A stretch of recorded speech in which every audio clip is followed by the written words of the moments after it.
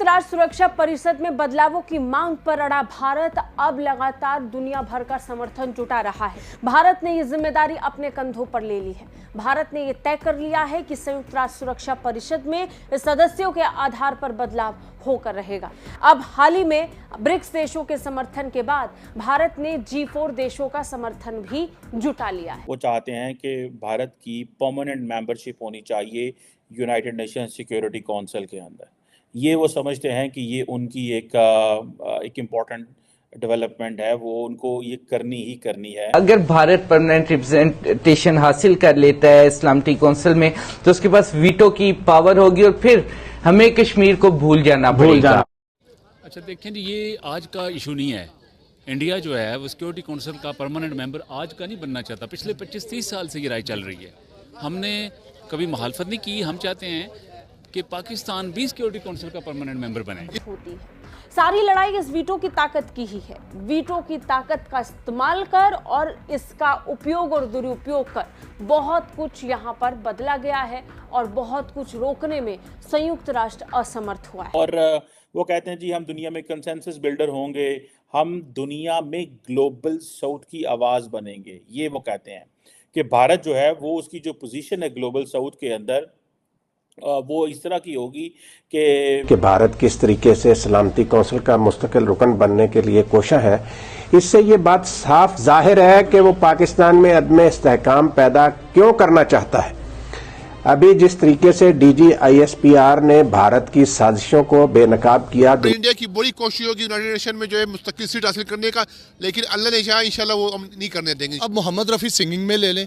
इसी तरह मेरे प्यारे भाई, अगर इंडिया में वहाँ पे बना है एटम तो वो अबुल कलाम कौन था? मुसलमान था। दोस्तों फ्रांस समेत G4 के सभी देशों ने अप्रूव कर दिया है कि भाई भारत को वीटो मिलना चाहिए।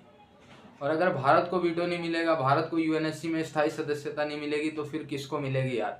दुनिया की सबसे बड़ी पॉपुलेशन 1.4 बिलियन लोगों का रिप्रेजेंटेशन UN में नहीं हो रहा। जयशंकर साहब ने कहा इस साल हम UN लीव कर देंगे अगर हमें स्थायी सदस्यता नहीं मिलता। जो मीटिंग होने वाली है सालाना जिसमें मेंबर घटाए बढ़ाए जाते हैं उसमें हम लीव कर देंगे इस बार। मनमानी थोड़ी चलेगी। चाइना की वजह से ब्लॉक हो गए, हम नहीं बन पा रहे मेंबर। वो राज गया। कड़ी निंदा करते हैं चाइना की। कड़ी निंदा लेके चाइना क्या करेगा भाई तुम्हारा? वो तो ब्लॉक कर दे रहा है हर साल। कड़ी निंदा अपने अंदर लो।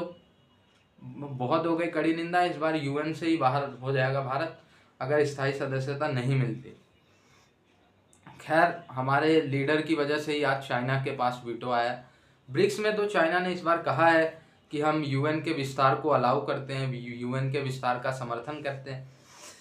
इस बार पर्सनली तो अभी तक कोई स्टेटमेंट नहीं, लेकिन UN में ब्रिक्स में कहा है कि हम चाहते हैं कि भारत जैसे देश UN में स्थायी सदस्य बने। और G4 तो हमेशा ही कहते हैं इसमें इंडिया जो बनना चाह रहा है सिक्योरिटी काउंसिल का मुस्तकिल रुकन, और फोर जैसे वो ब्राजील, जर्मनी और इंडिया और एक और मुल्क जापान, ये मिलकर तो कोशिश कर रहे हैं कि हमें मुस्तकिल मेंबरशिप मिल जाए। और पाकिस्तान जो यूनाइटेड फॉर कंसेंसस ग्रुप जिसको इटली और पाकिस्तान लीड कर रहे हैं, तो एक अनवर अब्बास ये वजह भी तो हो सकती है ना कि भारत ये चाहता हो, अमेरिका ये चाहता हो कि पाकिस्तान में इमरान खान की हुकूमत तब्दील हो, पाकिस्तान की फौज और ISI पर कड़ी जरब लगाएं ताकि हुकूमत ही ऐसी आ जाए इस्लामाबाद में जो सिक्योरिटी काउंसिल की जो रिफॉर्म्स हो रही हैं, अक़वाम मुत्तहिदा के अंदर जो रिफॉर्म्स का एजेंडा है उसमें पाकिस्तान बिल्कुल बात ही ना करे। और there is a method to this madness. Do you agree with this? बिल्कुल, डेफिनेटली ये बिल्कुल हालात इसी तरफ इसी सूरत के अमाज हैं। और ये क्लियर कट है कि G4 ममालिक के काफी अरसे से कोशिश करें कि 6 परमानेंट रिप्रेजेंटेटिव होने चाहिए। 2 अफ्रीकी ममालिक भारत, जापान, ब्राजील और ये 4 ममालिक जो हैं ये चाह रहे हैं, जर्मनी, ये चाह रहे हैं कि हमें परमानेंट रिप्रेजेंटेशन दी जाए। अगर भारत परमानेंट रिप्रेजेंटेशन हासिल कर लेता है इस्लामिक काउंसिल में तो उसके पास वीटो की पावर होगी और फिर हमें कश्मीर को भूल जाना पड़ेगा। बिल्कुल। हमारी सर्वाइवल के लिए हमने जो ग्रुप बनाया है यूनाइटेड फॉर कंसेंसस, ये पहले कॉफी ग्रुप था 95 में, फिर बाद में बना सारा। पर ये होना चाहिए। मैं राना साहब, क्योंकि टाइम कम है, मैं आपकी तरफ आता हूं। तो फिर राना साहब, ये तो वही कहानी है ना कि कुलभूषण जाधव का केस जब इंडिया लेके गया आलमी अदालत इंसाफ में, तो पाकिस्तान ने उसकी मुखालफत ही नहीं की, क्योंकि अगर उस वक्त वजीर आजम नवाज शरीफ साहब ये कह देते कि हम इस फोरम पर नहीं बात करना चाहते, तो आइन वहां का जो कानून है उसके तहत अमेरिका वहां पर, इंडिया वहां पर नहीं जा सकता था। तो अभी फिर कोशिश इसीलिए हो रही है कि इमरान खान से जान छूट जाए, ताकि जनाब ये यहां पर ऐसी हुकूमत बने जो बिल्कुल भारत को हर तरह की चीज नवाजे। और जरा इस पर जरूर कमेंट कर दें कि ये जो फॉरेन ऑफिस है, ये पाकिस्तान का फॉरेन ऑफिस है, ये बर्मा का फॉरेन ऑफिस है। समीर साहब देखें, बात सीधी सी है, आपने बड़ी वजाहत से ये सारा बता दिया कौम को कि ये पीडीएम की जो तहरीक है इसका असल एजेंडा क्या। और ये जो बात आपने अभी एम्बेसडर मुनीर अकरम साहब के हवाले से की है कि भारत किस तरीके से सलामती कौंसिल का मुस्तकिल रुकन बनने के लिए कोशा है, इससे ये बात साफ जाहिर है कि वो पाकिस्तान में अदम इस्तेहकाम पैदा क्यों करना चाहता है। अभी जिस तरीके से डीजी आईएसपीआर ने भारत की साजिशों को बेनकाब किया, दुनिया के सामने रखा, उसका मकसद भी यही था कि ये जो मुस्तकिल मेंबर सलामती कौंसिल का बनने की कोशिश कर रहा है, वो दुनिया को बताया जाए कि भारत एक दहशतगर्द मुल्क है। और समीर साहब, हमारे मुल्क में आपने बिल्कुल 100% सही बात की। ये कलभूषण के आजकल बड़ा करते हैं कि जी इमरान खान ने तो स्टैंड लिया। मसला तो ये है, पाकिस्तान के हाथ किसने बांधे थे? वो नवाज शरीफ था जिसने हाथ बांधे और ये कंसेंट दी कि जी ये कलभूषण का केस जो है वो आलमी अदालत में सुने। अगर उस वक्त की हुकूमत स्टैंड लेती तो ऐसी सूरत हाल का पाकिस्तान को सामना न करना पड़ता। जज अपॉइंट करना था हमने, पाकिस्तान ने उस जज को भी अपॉइंट नहीं किया, वो भी नहीं अपॉइंट किया।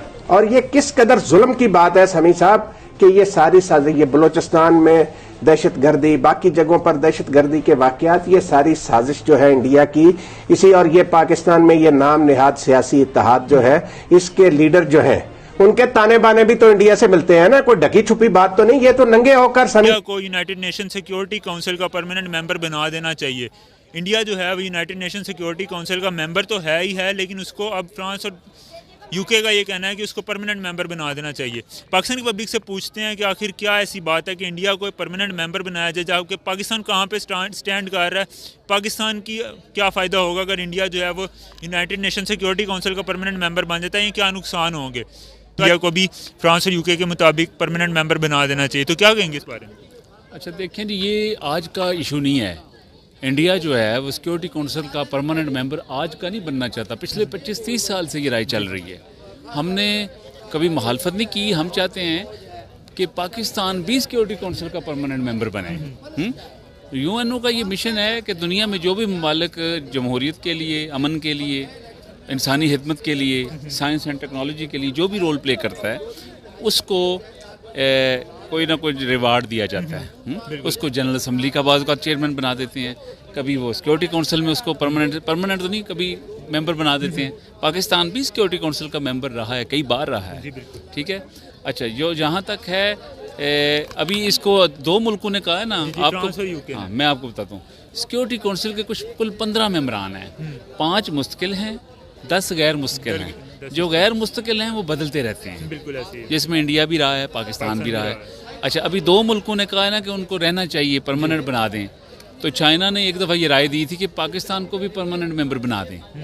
ये राय पहले पाकिस्तान के हक में भी आ चुकी है, लेकिन ये किसने पास करना है? ये सिक्योरिटी काउंसिल सारी ने पास करना है और जनरल असम्बली ने पास करना है। जनरल असम्बली में 200 मुल्क हैं, आपको पता है, जितने भी मालिक दुनिया के हैं ना जो रजिस्टर हैं, हाँ वो जनरल असम्बली के मेंबरान हैं, उनमें से सिक्योरिटी काउंसिल के मेंबरान को चुना जाता है। 15 में से 5 मुश्किल हैं, बाकी गैर मुश्किल हैं। इस बारे में इसमें तो कोई शक शुबा नहीं है, ये यहूद और नसारा सब एक हैं हमारे मुसलमानों के खिलाफ, और इनका मकसद ये है कि हमारे मुसलमानों की ताकत को कमज़ोर करें, और जो है इसके लिए, और इनके सामने सिर्फ जो दुनिया में इस वक्त मुल्क बचा है वो मुल्क पाकिस्तान है, जो एक एटमी कुव्वत है अल्हम्दुलिल्लाह, लेकिन ये मुख्तलिफ तरीक़ों से चाह रहे हैं कि इसको कमज़ोर कर दें।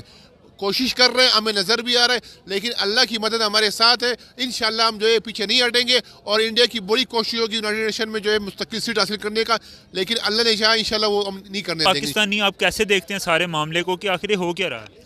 ये हैरानी वाली कोई बात नहीं है।